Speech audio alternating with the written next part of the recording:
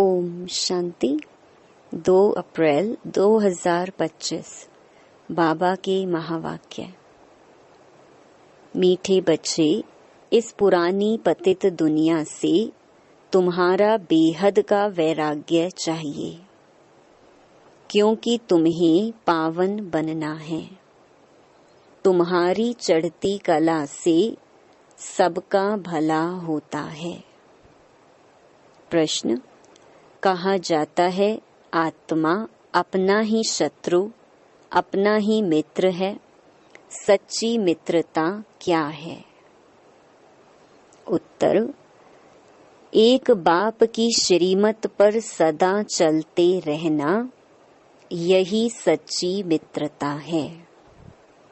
सच्ची मित्रता है एक बाप को याद कर पावन बनना और बाप से पूरा वर्षा लेना। यह मित्रता करने की युक्ति बाप ही बतलाते हैं। संगम युग पर ही आत्मा अपना मित्र बनती है। गीत। तूने रात गवाई सोए के, दिवस गवाया खाई के। ओम शांति। यूं तो यह गीत है भक्ति मार्ग के। सारी दुनिया में जो गीत गाते हैं, वह शास्त्र पढ़ते हैं, तीर्थों पर जाते हैं, वह सब है भक्ति मार्ग। ज्ञान मार्ग किसको कहा जाता है, भक्ति मार्ग किसको कहा जाता है, यह तुम बच्चे ही समझते हो।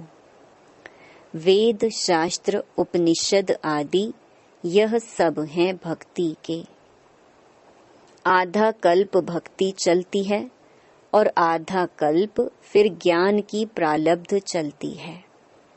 भक्ति करते करते उतरना ही है।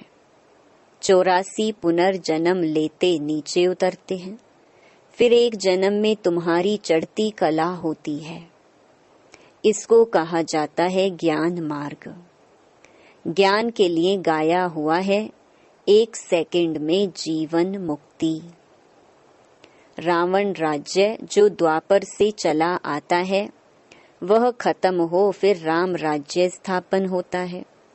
ड्रामा में जब तुम्हारे 84 जन्म पूरे होते हैं, तब चढ़ती कला से सबका भला होता है।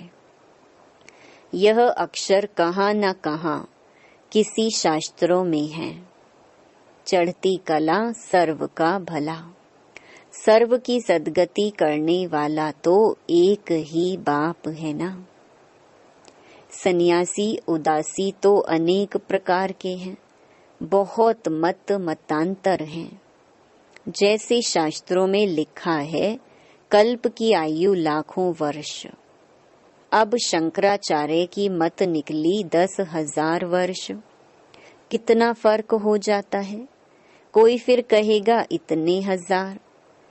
कलयुग में है अनेक मनुष्य, अनेक मतें, अनेक धर्म। सतयुग में होती ही है एक मत। यह बाप बैठ तुम बच्चों को सृष्टि के आदि मध्य अंत का नॉलेज सुनाते हैं। इस सुनाने में भी कितना समय लगता है। सुनाते ही रहते हैं। ऐसे नहीं कह सकते पहले क्यों नहीं ये सब सुनाया। स्कूल में पढ़ाई नंबर वार होती है। छोटे बच्चों को ऑर्गन्स छोटे होते हैं तो उनको थोड़ा सिखलाते हैं। फिर जैसे जैसे ऑर्गन्स बड़े होते जाएंगे, बुद्धि का ताला खुलता जाएगा। पढ़ाई धारण करते जाएंगे। छोटे बच्चों की बुद्धि में कुछ धारणा हो ना सके। बड़ा होता है तो फिर बैरिस्टर, जज आदि बनते हैं। इसमें भी ऐसे हैं। कोई की बुद्धि में धारणा अच्छी होती है। बाप कहते हैं मैं आया हूँ पतित से पावन बनाने। तो अब पतित दुनिया से वैराग्य होना चाहिए। आत्मा पावन बने तो फिर पतित दुनिया में रह न सके। पतित दुनिया में आत्मा भी पतित है, मनुष्य भी पतित है। पावन दुनिया में मनुष्य भी पावन, पतित दुनिया में मनुष्य भी पतित रहते हैं। यह है ही रावण राज्य, यथा राजा रानी तथा प्रजा। ये सारा ज्ञान है बुद्धि से समझने का। इस समय सभी की बाप से है विपरीत बुद्धि। तुम बच्चे तो बाप को याद करते हो, अंदर में बाप के लिए प्यार है, आत्मा में बाप के लिए प्यार है, रिगार्ड है, क्योंकि बाप को जानते हैं। यहाँ तुम सम्मुख हो, शिव बाबा से सुन रहे हो। वह मनुष्य सृष्टि का बीज रूप ज्ञान का सागर, प्रेम का सागर, आनंद का सागर है। गीता ज्ञान दाता परम पिता त्रिमूर्ति शिव परमात्मा वाच। त्रिमूर्ति अक्षर जरूर डालना है, क्योंकि त्रिमूर्ति का तो गायन है ना। ब्रह्मा द्वारा स्थापना तो जरूर ब्रह्मा द्वारा ही ज्ञान सुनाएंगे। श्री कृष्ण तो ऐसे नहीं कहेंगे कि शिव भगवानुवाच। प्रेरणा से कुछ होता नहीं, ना उनमें शिव बाबा की प्रवेशता हो सकती है। शिव बाबा तो पराये देश में आते हैं, सतयुग तो श्री कृष्ण का देश है ना। तो दोनों की महिमा अलग अलग है। मुख्य बात ही यह है, सतयुग में गीता तो कोई पढ़ते नहीं, भक्ति मार्ग में तो जन्म जन्मांतर पढ़ते हैं। ज्ञान मार्ग में तो वह हो ना सके। भक्ति मार्ग में ज्ञान की बातें होती नहीं। अभी रचता बाप ही रचना के आदि मध्य अंत का ज्ञान देते हैं। मनुष्य तो रचता हो ना सके। मनुष्य कह ना सके कि मैं रचता हूँ। बाप खुद कहते हैं, मैं मनुष्य सृष्टि का बीज रूप हूँ। मैं ज्ञान का सागर, प्रेम का सागर, सर्व का सद्गति दाता हूँ। श्री कृष्ण की महिमा ही अलग है, तो यह पूरा कॉन्ट्रास्ट लिखना चाहिए, जो मनुष्य पढ़ने से झट समझ जाए कि गीता का ज्ञान दाता श्री कृष्ण नहीं है। इस बात को स्वीकार किया तो यह तुमने जीत पहनी। मनुष्य श्री कृष्ण के पिछाड़ी कितना हैरान होते हैं। जैसे शिव के भक्त शिव पर गला काट देने को तैयार हो जाते हैं, बस हमको शिव के पास जाना है। वैसे वह समझते हैं श्री कृष्ण के पास जाना है, परंतु श्री कृष्ण के पास जा न सके। श्री कृष्ण के पास बलि चढ़ने की बात नहीं होती है। देवियों पर बलि चढ़ते हैं, देवताओं पर कभी कोई बलि नहीं चढ़ेंगे।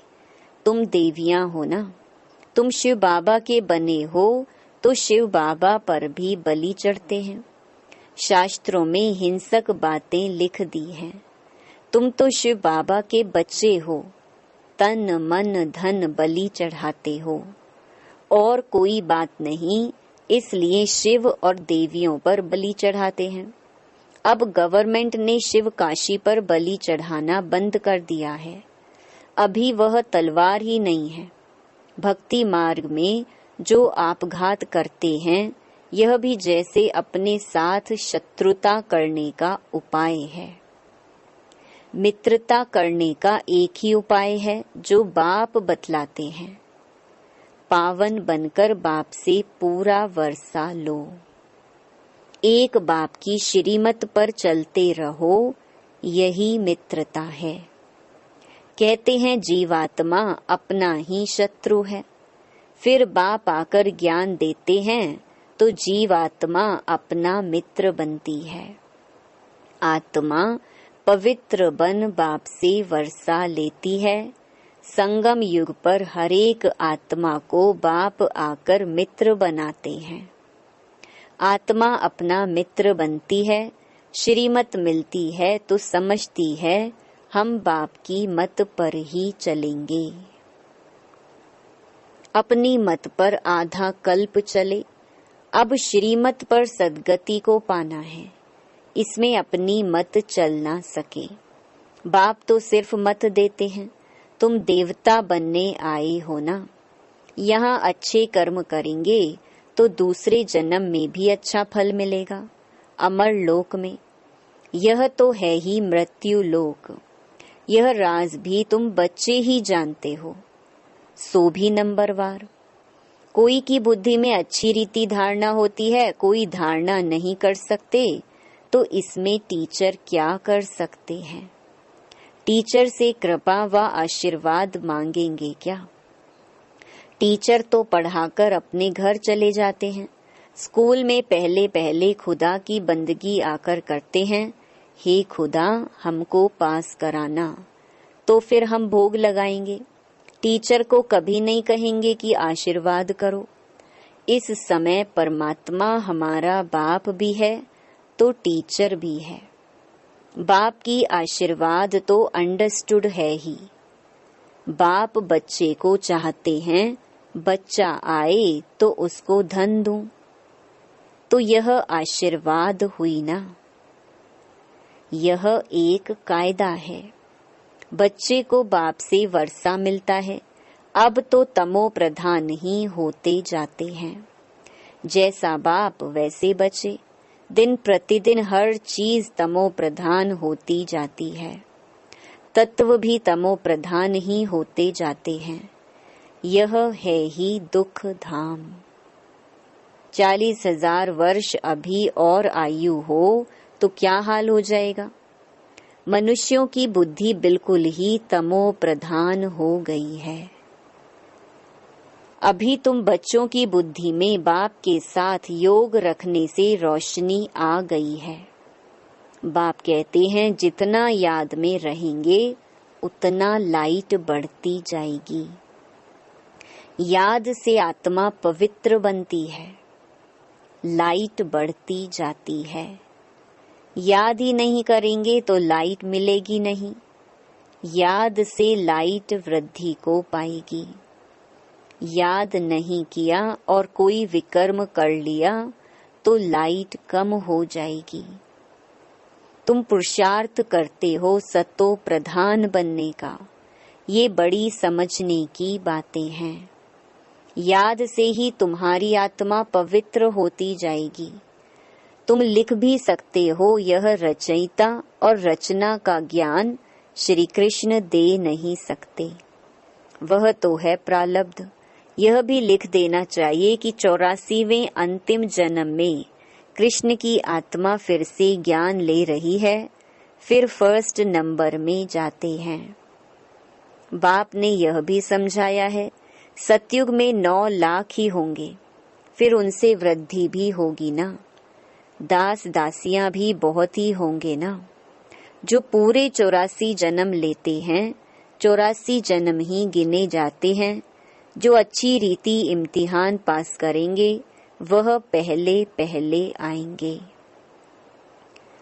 जितना देरी से जाएंगे तो मकान पुराना तो कहेंगे ना। नया मकान बनता है, फिर दिन प्रतिदिन आयु कम होती जाएगी।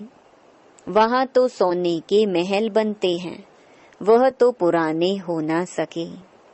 सोना तो सदैव चमकता ही होगा, फिर भी साफ जरूर करना पड़े। जेवर भी भल पक्के सोने के बनाओ तो भी आखिरी चमक तो कम होती है, फिर उनको पॉलिश चाहिए। तुम बच्चों को सदैव यह खुशी रहनी चाहिए कि हम नई दुनिया में जाते हैं। इस नरक में यह अंतिम जन्म है। इन आँखों से जो देखते हैं जानते हैं यह पुरानी दुनिया पुराना शरीर है। अभी हमको सतयुग नई दुनिया में नया शरीर लेना है। 5 तत्व भी नए होते हैं। ऐसे विचार सागर मंथन चलना चाहिए। यह पढ़ाई है ना, अंत तक तुम्हारी यह पढ़ाई चलेगी। पढ़ाई बंद हुई तो विनाश हो जाएगा। तो अपने को स्टूडेंट समझ इस खुशी में रहना चाहिए ना। भगवान हमको पढ़ाते हैं, यह खुशी कोई कम थोड़ी है। परंतु साथ साथ माया भी उल्टा काम करा लेती है। 5-6 वर्ष पवित्र रहते फिर माया गिरा देती। एक बार गिरे तो फिर वह अवस्था हो न सके। हम गिरे हैं तो वह घृणा आती है। अभी तुम बच्चों को सारी स्मृति रखनी है। इस जन्म में जो पाप किए हैं हर एक आत्मा को अपने जीवन का तो पता है ना। कोई मंद बुद्धि कोई विशाल बुद्धि होते हैं। छोटेपन की हिस्ट्री याद तो रहती है ना। यह बाबा भी छोटेपन की हिस्ट्री सुनाते हैं ना। बाबा को वह मकान आदि भी याद है, परंतु अभी तो वहां भी सब नए मकान बन गए होंगे। 6 वर्ष से लेकर अपनी जीवन कहानी याद रहती है। अगर भूल गया तो डल बुद्धि कहेंगे। बाप कहते हैं अपनी जीवन कहानी लिखो। लाइफ की बात है ना। मालूम पड़ता है लाइफ में कितने चमत्कार थे। गांधी नेहरू आदि के कितने बड़े बड़े वॉल्यूम बनते हैं। लाइफ तो वास्तव में तुम्हारी बहुत वैल्यूबल है। वंडरफुल लाइफ यह है मोस्ट वैल्यूबल अमूल्य जीवन। इनका मूल्य कथन नहीं किया जा सकता। इस समय तुम ही सर्विस करते हो। यह लक्ष्मी नारायण कुछ भी सर्विस नहीं करते। तुम्हारी लाइफ बहुत वैल्यूबल है, जबकि औरों का भी ऐसा जीवन बनाने की सर्विस करते हो। जो अच्छी सर्विस करते हैं वह गायन लायक होते हैं। वैष्णव देवी का भी मंदिर है ना। अभी तुम सच्चे सच्चे वैष्णव बनते हो। वैष्णव माना जो पवित्र हैं। अभी तुम्हारा खान पान भी वैष्णव है। पहले नंबर के विकार में तो तुम वैष्णव पवित्र हो ही। जगदम्बा के यह सब बच्चे ब्रह्मा कुमार कुमारियां हैं ना। ब्रह्मा और सरस्वती बाकी बच्चे हैं उनकी संतान। नंबरवार देवियां भी हैं जिनकी पूजा होती है। बाकी इतनी भुजाएं आदि दी हैं वह सब हैं फालतू। तुम बहुतों को आप समान बनाते हो तो भुजाएं दे दी हैं। ब्रह्मा को भी 100 भुजा वाला 1000 भुजा वाला दिखाते हैं। ये सब भक्ति मार्ग की बातें हैं। तुमको फिर बाप कहते हैं दैवी गुण भी धारण करने हैं। किसको भी दुख ना दो। किसको उल्टा सुल्टा रास्ता बताए सत्यानाश ना करो। एक ही मुख्य बात समझानी चाहिए कि बाप और वर्षे को याद करो। अच्छा, मीठे मीठे सिकिलधे बच्चों प्रति मात पिता बाप दादा का याद प्यार और गुड मॉर्निंग। रूहानी बाप की रूहानी बच्चों को नमस्ते। धारणा के लिए मुख्य सार। पहला, गायन व पूजन योग्य बनने के लिए पक्का वैष्णव बनना है। खान पान की शुद्धि के साथ साथ पवित्र रहना है। इस वैल्यूबल जीवन में सर्विस कर बहुतों का जीवन श्रेष्ठ बनाना है। दूसरा, बाप के साथ ऐसा योग रखना है जो आत्मा की लाइट बढ़ती जाए। कोई भी विकर्म कर लाइट कम नहीं करना है। अपने साथ मित्रता करनी है। वरदान, स्व स्थिति की सीट पर स्थित रह परिस्थितियों पर विजय प्राप्त करने वाले मास्टर रचता भव। कोई भी परिस्थिति प्रकृति द्वारा आती है, इसीलिए परिस्थिति रचना है और स्व स्थिति वाला रचयिता है। मास्टर रचता व मास्टर सर्वशक्तिवान कभी हार खा नहीं सकते। असंभव है। अगर कोई अपनी सीट छोड़ते हैं तो हार होती है। सीट छोड़ना अर्थात शक्तिहीन बनना।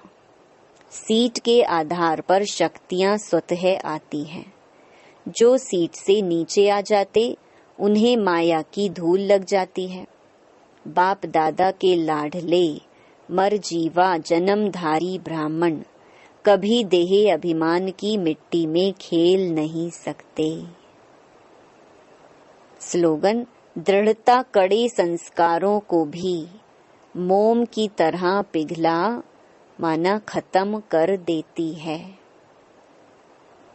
अव्यक्त इशारे: कंबाइंड रूप की स्मृति से सदा विजयी बनो। जैसे ज्ञान स्वरूप हो ऐसे स्नेह स्वरूप बनो। ज्ञान और स्नेह दोनों कंबाइंड हो, क्योंकि ज्ञान बीज है, पानी स्नेह है। अगर बीज को पानी नहीं मिलेगा तो फल नहीं देगा। ज्ञान के साथ दिल का स्नेह है तो प्राप्ति का फल मिलेगा। अच्छा, ओम शांति।